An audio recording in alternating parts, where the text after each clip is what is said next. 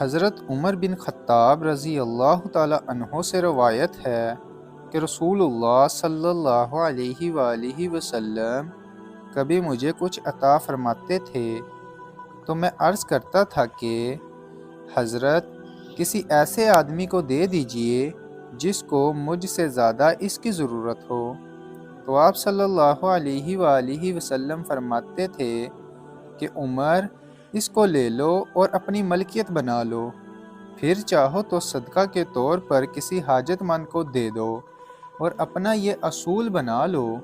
کہ جب کوئی مال تمہیں اس طرح ملے کہ نہ تم نے اس کے لیے سوال کیا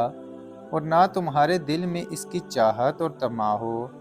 تو اس کو اللہ کا عطیہ سمجھ کر لے لیا کرو، اور جو مال اس طرح تمہارے پاس نہ آئے تو اس کی طرف توجہ بھی نہ کرو۔